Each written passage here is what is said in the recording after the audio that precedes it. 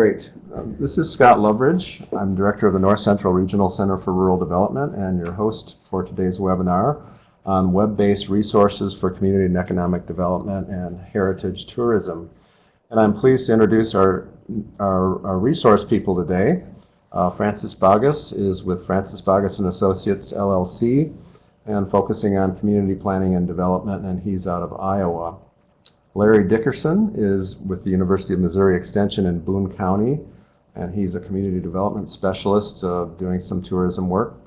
And finally, Julie Avery is with Michigan State University, and she's the curator of Rural Life and Culture and Extension Specialist, Cultural, Community, and Economic Development. And I think Julie is going to start us off here. Before she starts, I just want to let people know that we do have a chat box here. If you've got a question as we move through the information, please feel free to put your question in there, and I'll be monitoring that, and I'll let our speakers know that they've got a question there by interrupting them. So with that, I'll turn it over to Julie.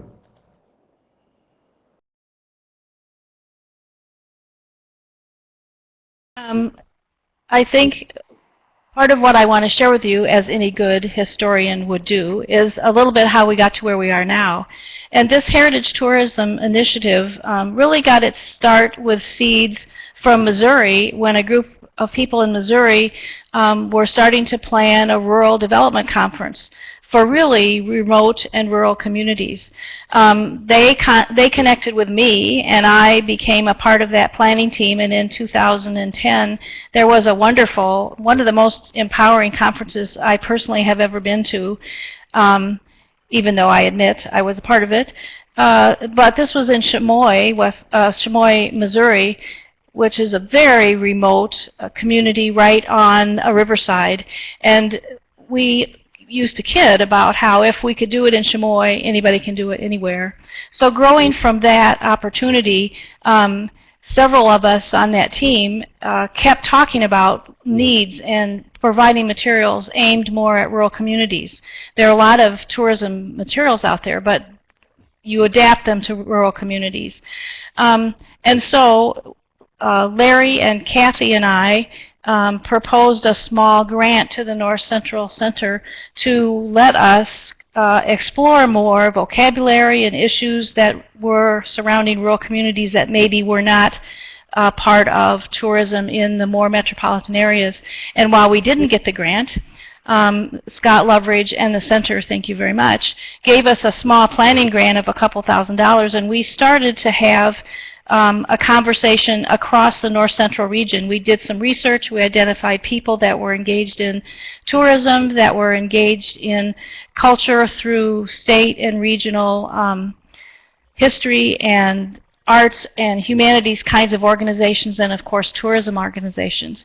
And growing out of these webinar conversations, we refined some of the issues from those conversations, and a team emerged that had a really wide variety of experience and expertise, and those are centered in the center of the screen: community development and planning, economic development, tourism management, economics, business research and planning, and myself using and looking at culture as a driver for both community and economic development. What we want to do today is share with you a broad brush of what we've come up with, and we will be debuting a web series of resources next month. And we're also looking, and if any of you would like to help us to provide a peer review of some of the materials we have before we put them out, if you would say so and leave your email in the chat box, we will get back to you about that. So right now we're at the vetting and distributing part of our materials, and this series is a part of introducing some of our materials and trying to bring other people into the fold.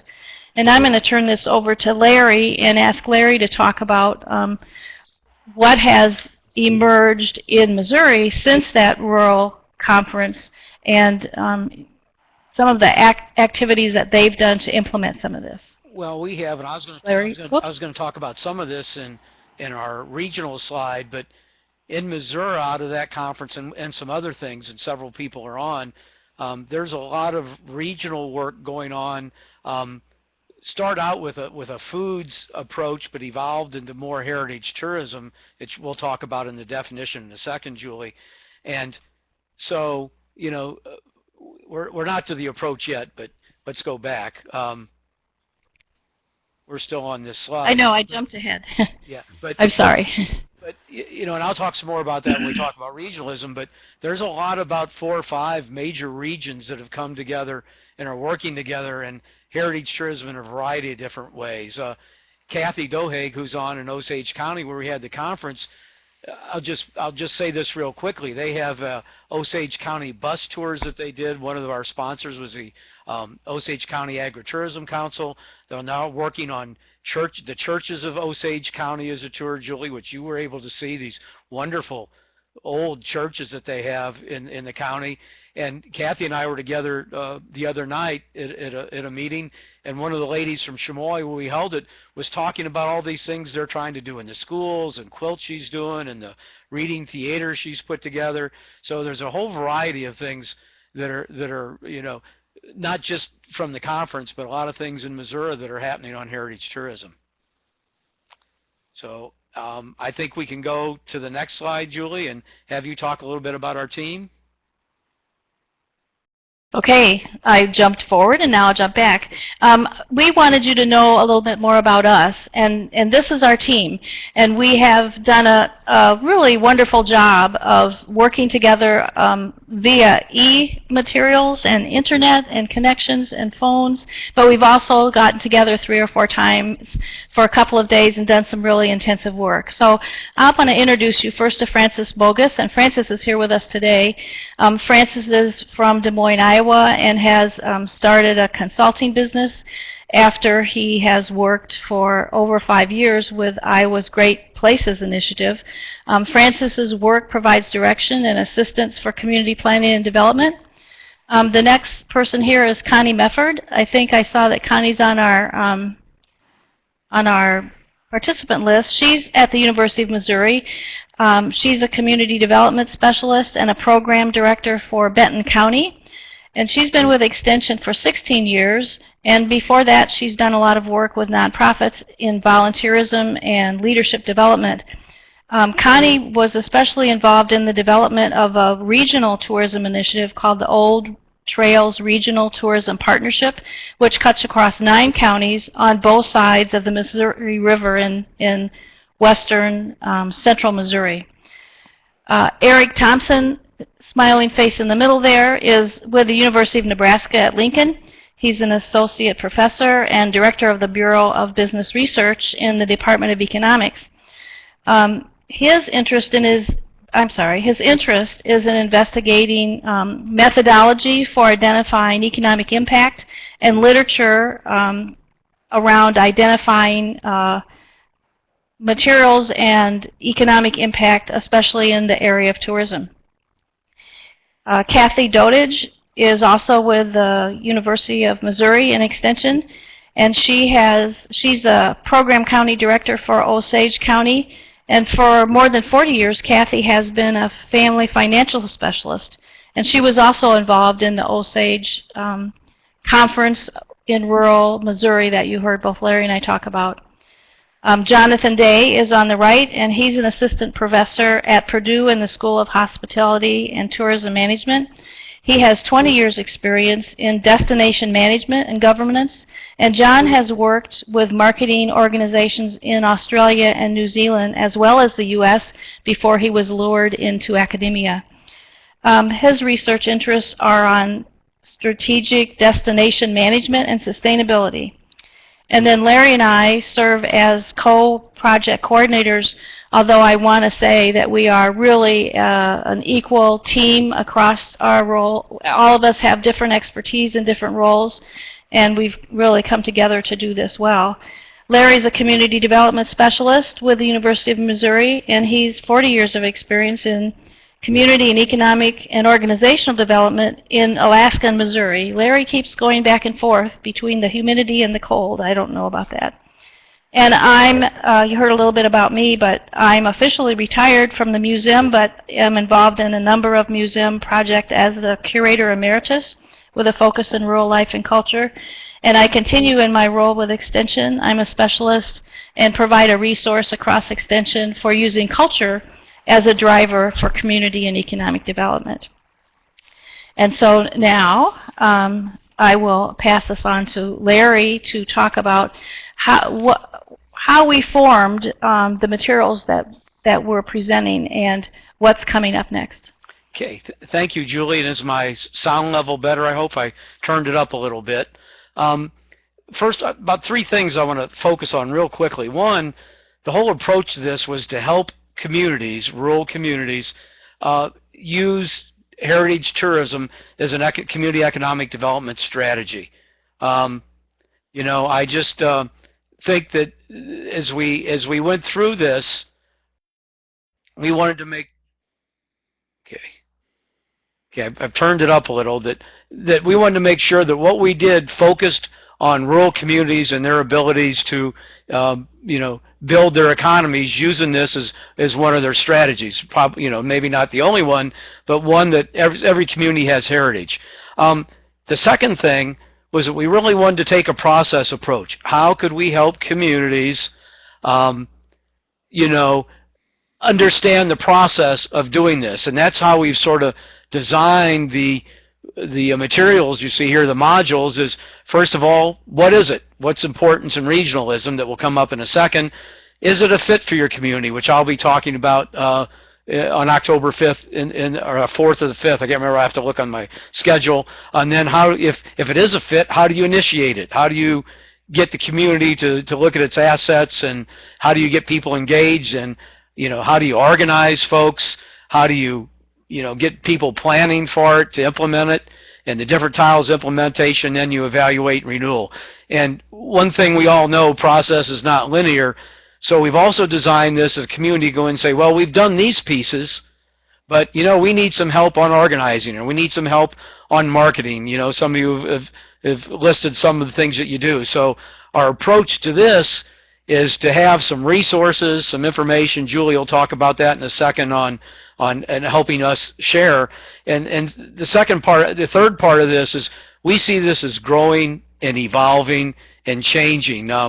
We've put some materials up that Julie talked about, educational and things that we've used or we've evolved or developed over the years from the team, but we know there's a lot more out there. And so in the networking, we hope that you all will add programs that you use or processes that you used or success stories. And I know Julie's going to talk about that more in a second. But I think our whole approach is process oriented. We want to see this evolve. What we've put up in the modules you'll see in the coming weeks is just some seed materials that we have used. And hopefully, you know, together we can learn how to help communities. And as Julie said, the website will be rolled out in the next month. And what we're putting up is what we've had or found, but we really want you all to, and everyone, to share what they've done. So, Julie, did you want to add anything before I put us on? Okay, I'm going to pass this on to, you know, to Francis, and this is really the beginning of Module 1, which is really what is heritage tourism, its importance, and some regional approaches. So, is Francis on? Well, he's up there. I don't know if he's turned on his microphone again. While we're waiting for Francis. Yes. Yep, can hear you now. There was a question about the materials. This webinar will be archived, but I think you guys are creating a curriculum as well, right? That's correct. That's correct, but we don't want it to feel like this is the only way to do it, Scott. We want to build a whole variety of resources and tools that people can sort of choose from. And yeah, this is a beginning curriculum, but it's really, we expect it to evolve and grow. We just see this as a seed. So, Francis, go ahead, please. Oh, thank you, Larry. I'm really appreciative of being part of the team. What I would like to talk about is that heritage tourism, and then amplify what Larry and Julie have spoken about, is that heritage tourism is about preserving and sharing heritage. And I think we all looked at it and thought that the most areas that probably frequently do not receive adequate information on heritage tourism or rural communities. Those communities really under 5,000 in population is probably a rough cutoff point. And they really are seeking and desiring more information. So we're talking about what is heritage tourism. We started off with input from everyone looking for a definition of heritage tourism. And that is basically what you Francis, have in your speak up community. just a little bit. Yes, both. Francis, could you speak a little louder? Yes, I am speaking a little bit louder. Is that a little bit better? Me? Yes. Talking about the cultural natural resources unique in each community is both the physical and the natural environment in which the communities are looking to develop.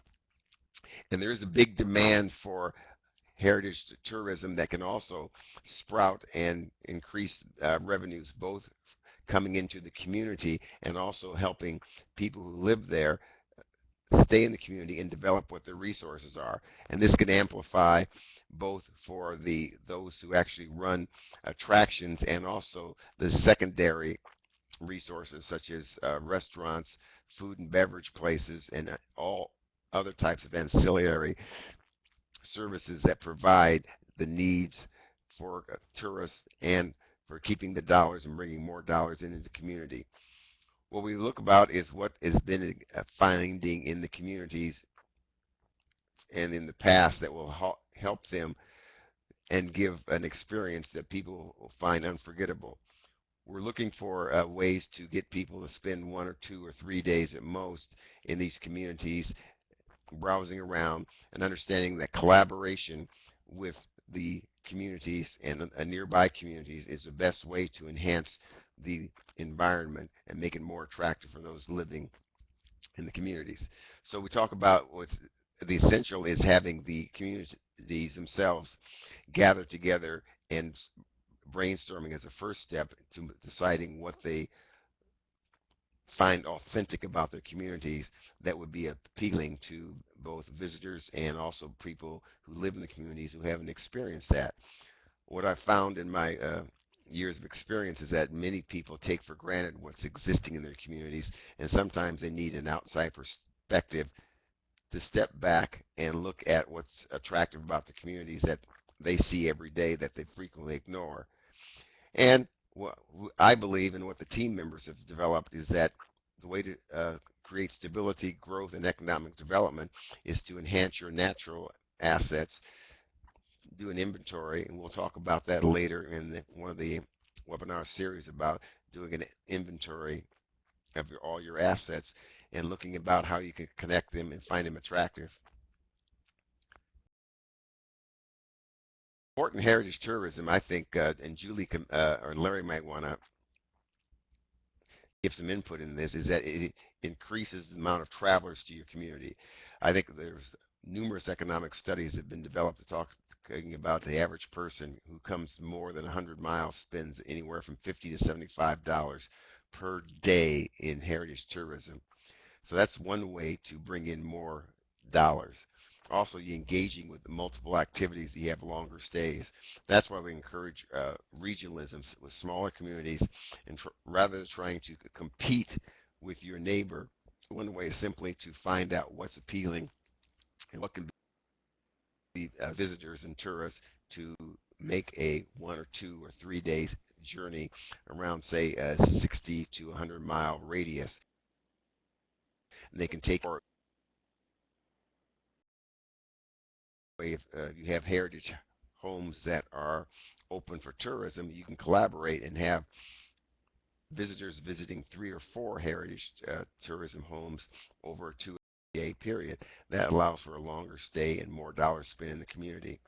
The economic benefits can be quite obvious. Increased sales, both of gasoline, staying over, food, drink, and just simply also gift shop revenues that come in. I think regional opportunities is an underdeveloped aspect of many rural communities. Too often the rural communities feel like they they have to be the major attraction, and that's very difficult. A larger community can receive and be a destination, but I think smaller communities have to collaborate and work together. Now, Julie, I'll turn it over to you, and you do proceed in talking about opportunity for regional collaboration.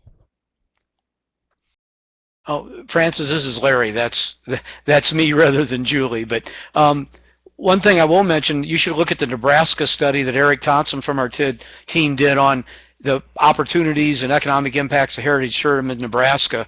And I'm sure Eric will talk about that when he talks later in the series. But that was really pretty eye-opening about all the resources and the economic impacts of that in Nebraska. One of the things I mentioned a little earlier that regionalism, and I think too often communities think of regionalism just as geographic, but there are cultural regions. We have the Amish in Missouri, in Alaska, it's by language group are a lot of the distinctions between the different indigenous groups up there. There's geographic, as we said, regions. There's historical regions. There's cultural.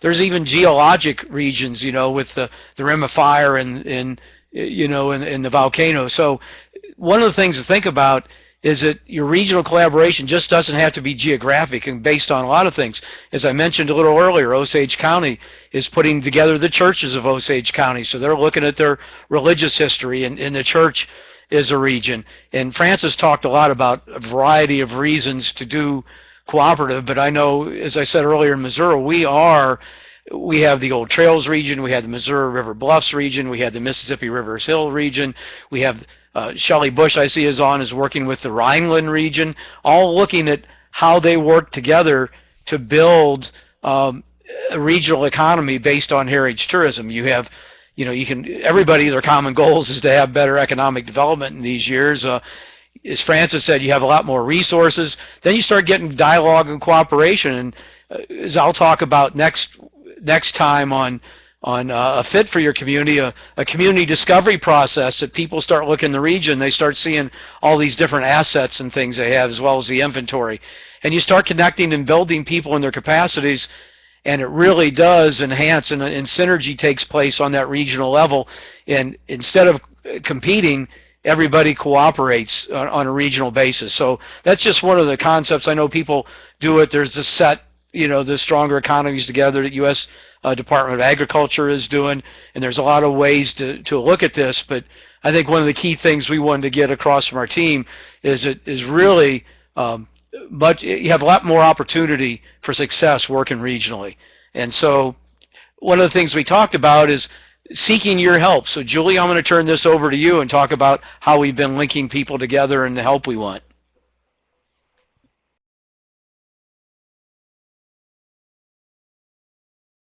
Okay, Larry was cutting out, so I hope I'm not talking over him. I want to go back to two things before I talk about seeking contributors and wisdom. The first is the vocabulary that we're using. When we had this conversation, we found a lot of material out there. Some was aimed at natural resources and the tourism that evolves around hiking and hunting and trails and camping, and then there was the other side of this. It seemed like it was cultural, and we have adopted heritage as a part of our vocabulary because it is an umbrella that covers both. Heritage is what we have as a people, as a community, as a nation, what we have identified as important enough to preserve and care for and pass on to the future.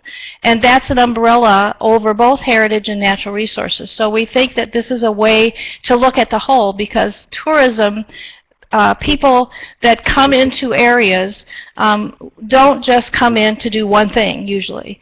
If there are other things for them to do, they may visit cultural venues, they may do natural resources activities, and if there are multiple things in a community or region that attracts them, they will stay longer. And then Scott brought up curriculum. Very early, we talked about producing actual curriculum and lessons. And as we went into this further and further, there are so many resources out there.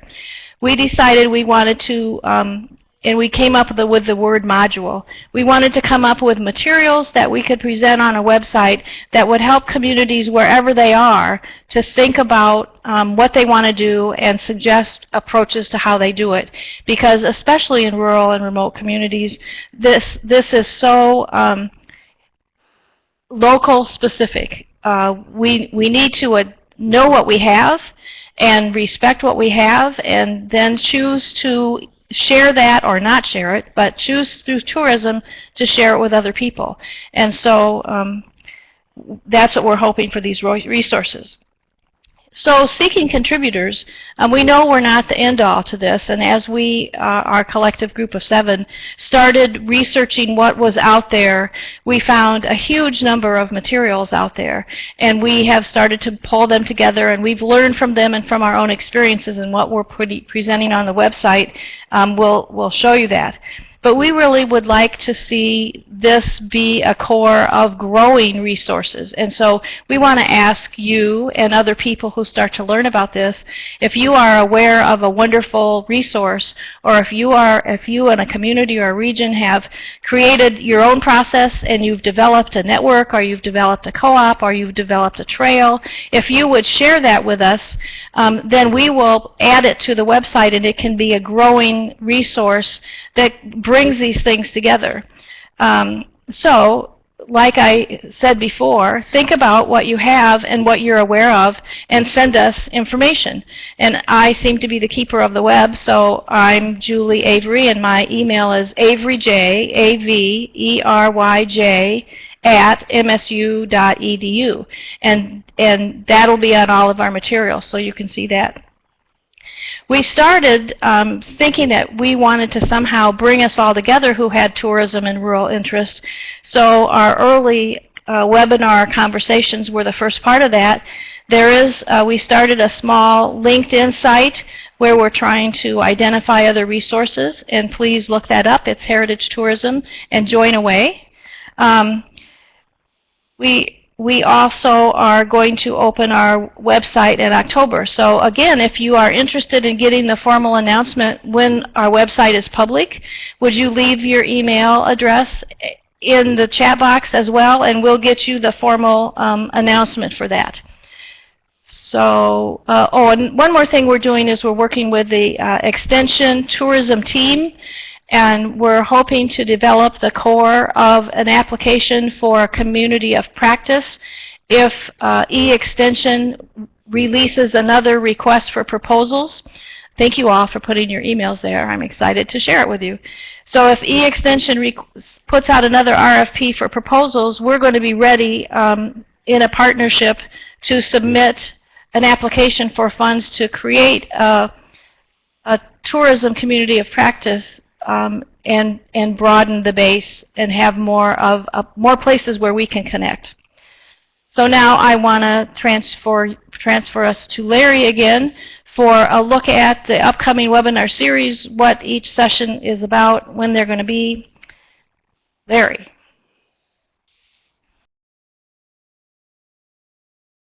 While he's getting on, I'll also remind everybody what Scott said. This webinar is being recorded, and you'll be able to access it. And the present slide, the PowerPoint, is also will be able to be downloaded. So, Larry, are you with us? Yes, I am, and thanks, Julie. And one of the things, besides a process approach, we also take an asset capacity building approach in all of these. As Julie said, every community is different, unique, has its own set of assets and capacities and resources and skills. So as we go through these webinars, that's kind of our approach. And the overall approach will take 20 to 30 minutes, hopefully, and just present some of the major concepts that we've seen are in here, and go over those, and then have the rest of the time for your sharing and resources and questions. As Julie said, we don't claim to be this an end-all at all. This is just a seed to get you started. And so the first one, October 5th, the Fit Your Community, that I will be doing, we'll really take a look at, what kind of community you want to be. What are your economic development opportunities? If tourism is one, is heritage tourism a fit for your community? And, I'll talk a little bit about a community discovery process that communities can use to help them take a look at those things. And initiating heritage tourism, Connie Mefford and Kathy Dothag will be taking the lead on that, and different ways of assessing your community, getting people engaged. They'll also talk about a tourism inventory sort of, I guess the instrument that we've developed that we can share, but by is once again no means the end all. It's just we looked at a lot of them and tried to compile one. Francis and I will be working on organizing for heritage tourism. How do you form partnerships? How do you understand who needs to be a part of this, and how do you bring them together? Planning, I think Francis is taking the lead on that one. With some help from the other of us, but how do you plan to make this successful? How do you do action planning that leads to actually having heritage tourism work for your community as a viable economic development strategy? Then implementing heritage tourism, that'll be Jonathan Day and Julie, I think, are working on that one with maybe a few of us helping. How do you develop products? How do you market? How do you welcome people to your community so they like being there and want to have others come back? And then the session Eric will be leading on evaluating and renewing heritage tourism. What's the life cycle? How do you renew this? How do you evaluate it? I know some of you talked about how do you determine the economic impacts and measure that. And and I know that Eric has done a lot of work in that area. So these are the webinars, and as I said, we're going to only take 20-30 minutes to give some of the basic concepts, and then hopefully, yes, I see Francis, I'll do that in a minute, that hopefully you all can help us, can add, say, hey, we've done it this way, or we've got these materials, or we've done this process, or this is a success story. You also want to add your success stories to the websites and all of this, so it isn't just things that we've developed, but this becomes a really repository or resource for everybody.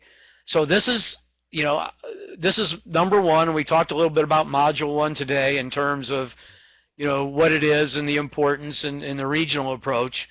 The next 6 will be at this connect area that you see up here. I can't drag the arrow. If I can drag the arrow down, oh, I can't seem to do it, but right through right there's the arrow up here. Yeah, thank you, Scott.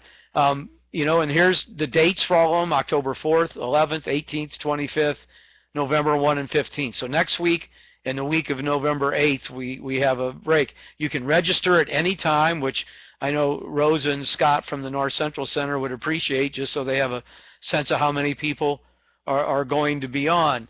So this is, in short, what we plan to do, and we really want to thank Scott and Rosa at the North Central Center, not only for their funding and support, but for being willing. I think Rosa told me this is the first series, and so would encourage you to come, and certainly, if you have things you want to share on any of these topics, please be ready to do so we can make sure that we can help build our resources on the website when we put it off. So Julie, I'm going to give it back to you, and let's see if we can have questions or comments or things that folks have. I guess, Scott, unless you want to, are you going to facilitate this part of it? Just let the questions come in as they do. Karen Dye had a question about whether they need to register for each one individually or as a set. So, do you have an answer for that one? I can speak to that. This is Julie.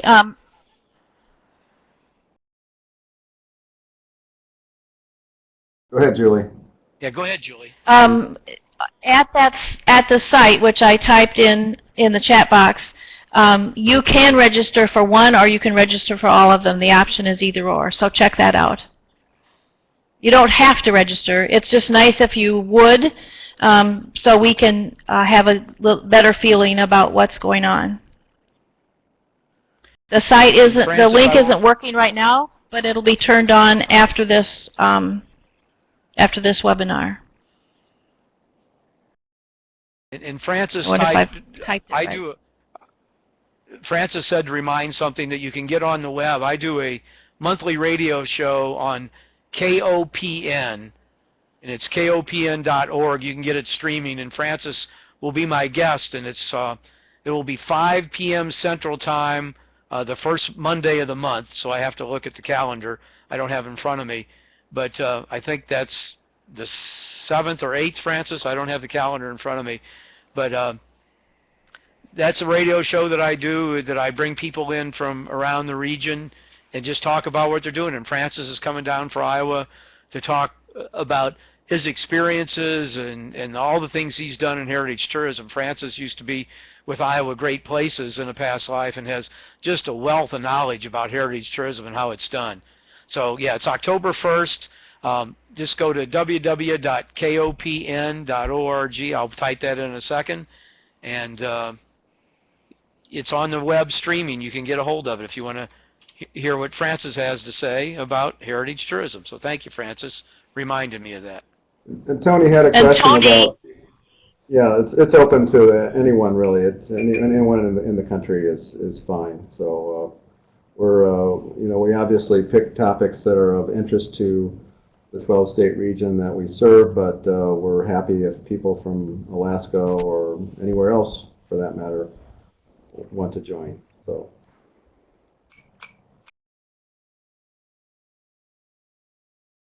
There was a question about sneak peeks. I think basically this was the sneak peek for the other ones. When Larry went over the topics, that was pretty much the sneak peek. So I'm not sure there'll be a separate one.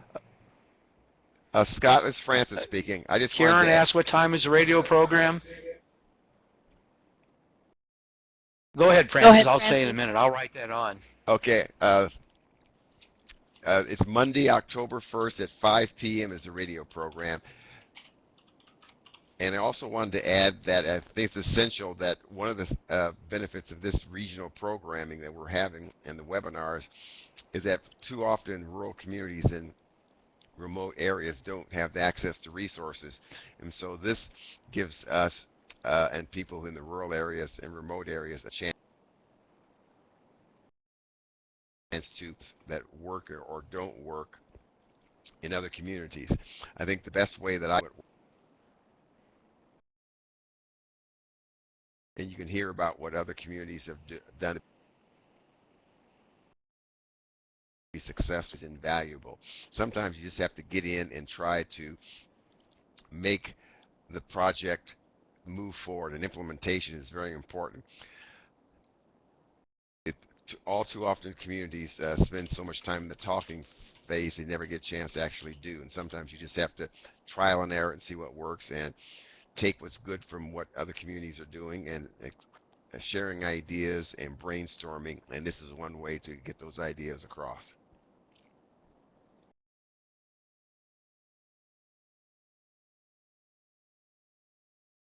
Larry and Julie, I'm willing to take any more questions that may come up.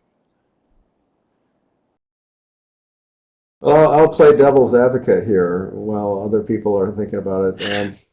Oftentimes you get into these debates at the local level about, appropriate uses of community resources, and there's always somebody in the crowd that says, well, this tourism stuff, it's all low wage, and we should really just we should get Toyota to move here and open up a big factory. So have you heard that comment or similar comments, and what's been your response? Yes. Comment on that, Scott. I think that it isn't numerous times. And I think the problem is that when you talk about trying to get the large employers, and large employers, I'll use a cutoff point and say more than 50 employees, the chances of a community getting those large employers is like winning the lottery, the mega lottery. It's simply you have almost, in our 12-state region, we have thousands of communities. When you take a look at those communities trying to chase those large employers, and you have to factor in what is the cost of the government subsidy to get the employers, then I think you need to quantify what you're doing. Number one, most communities simply don't land the large plants. whether it's Toyota or even someone at 250 jobs. And then when you factor in what it costs the government to use it as incentives to bring those chance. Here, we say that your assets are in the community no matter what you have, and you use and try to local incentives, which are less expensive, to keep people in your community. Those who live there currently are more likely to stay or come back to the community who grew up there and then moved away, rather than try to get someone who lives 500 to 1,000 miles away to relocate into a new community. I think Eric will, in his presentations later on in the seminar, will demonstrate that the benefits of these getting these communities that receive these large employers with assistance is very low chances to begin with, and the cost is much higher than developing the tourism industry, which is actual immediate impact when people actually live in the community and you're using your assets. And it is a clean industry. There's less damage to the environment. This is Larry. Here's a sneak preview for the next one, some things I'll be talking about. I've seen many communities engage in economic development strategies and activities that sort of ruin the heart and soul and ruin why it is people live in those communities. I've unfortunately been involved in those a few more times than I've liked. And you know, when you go through a heritage tourism, you're really looking at why people live there. So that's a little sneak preview. I'll talk a little bit about that in the discovery process in the next one. But Scott, I think your question's a good one, but I've seen many communities, people after they've gotten to that sort of big plant or economic development industrial park say, boy, that really ruined why I lived here. So just another slant on that. Julie, you were trying to get a word in edgewise there too. Or did we already cover your points? Some of it was covered, but I would like to say that part of my work is also in entrepreneurial development. And with tourism and placing the emphasis on the heritage and the value of your community or your region, like Larry said, you are building on that foundation. And the heritage part of the tourism, you're also making decisions to purposely care for that, to steward it, so it's going to continue to be there. In this kind of effort, it doesn't just benefit the tourists that come in, but your community, by participating in this with you, in the development and in the preservation and in the caring for, they also learn more and more and more about your community, and they're more committed. And I think that these elements speak very strongly to what attract people to communities. The Toyota plant, as we've seen over and over and over again in this country, goes away. When it takes what it can from that community, whether it's the natural resources of the community or whether it's whether it has used up the manpower that's there or the person power, and it leaves, then you're left with a large plant that doesn't have a use because of the relationship to the community. There's a wonderful example of this in North Carolina's Handmade in America project, which grew from trying to change from attracting big factories and manufacturing that just took from the resources, and when the resources were gone, they left, and they left joblessness, and they left big plants.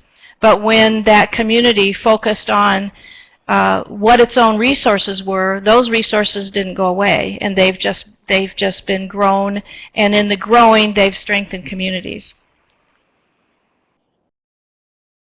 Yeah, I think also in a lot of cases, having some really nice assets, it might not attract Toyota, but a smaller company that's needs to move for whatever reason or wants to move might consider a place that has some of these assets, and it becomes obvious to that those assets are there and that people can enjoy them. as long-term residents as well as visitors. So it can play that way too. I know that of a couple of examples where smaller companies, 10, 20 employees have, the owner has literally moved the company to a place that he or she experienced as a tourist because they like the area. So it can work that way as well. So it's not necessarily a competition Scott, with it's Francis talking. recruiting firms. Here in Iowa, I had an experience like Go that. ahead. One of an employer out in, it was an artist out in California. He came back and visited his wife's family up in northeast Iowa near Elkader, and he ended up opening up a small business there that employs about 10 people. He liked it so much, the community. And one of the things that attracted him to the community was the cultural attractions there, including both retail and services and food and beverage places, and the quality of schools, overall quality of life that he liked about the community. And they have an active community theater. They have a wide variety of restaurants, including white tablecloth restaurants there in the community that has only about. So I think you have Yeah, to make your community attractive from the inside and not simply try to wave some dollars at the potential employer. I think any potential employer is looking for two things. Number one, a labor force that can provide the employees, and two, logistics for their product. And I think that the employer decides where they want to go, and they'll come to you rather than you trying to chase after the employers. I also do a wide selection of services, and I did a placement for a employer expanding down to Atlanta, Georgia, and that was the location that was best suited for the community, and it's really that fits the needs of the employer, and the employer do their research and the due diligence will find a location. You just have to be ready when you're asked. It's like waiting in line for your be selected at a turnout. You have to be ready, attractive, and on time and presentable, and you'll be chosen, as opposed to the let's grab some money and throw it at all these potential employers out there. That's great. Are there any questions from the participants? If you've got a question, please input it into the chat box and we'll get it answered. We've got a couple minutes left, so. Scott, this is Larry. While the lady's typing, Kathy Dohag is not presenter today, but maybe she'll talk a little bit about this when she presents about, initiating. But one of the things in Osage County that we did at our Chamois conference was Kathy, way above and beyond, arranged for all the foods except the last one, the take-home meal, were all local and all based on the heritage of Osage County.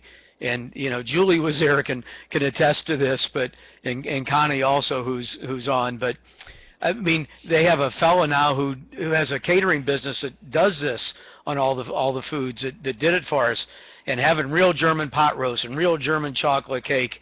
And that was the highlight of the conference. Julie can talk about all the presentations she wants, but that really set people up to see that, hey, heritage is just not more than culture and stuff, but the whole agritourism, the whole foods. And I just thought I'd share that because, that was just really one of the highlights for everybody, was eating all the local foods with their traditional recipes. So if there's questions, I'll get off and out of the way. Thanks. And Liz had a question about the timeline for the peer review. Typing an answer. I'm hoping that within the next 2 weeks I can contact all you who gave us your emails, and I'd say if about a 2-week or 3-week opportunity to review, and you don't have to review the whole of the website. You can pick a particular segment that you are particularly interested. But I'll send out an email about that and let people know. It would be very much appreciated, and thanks for the question.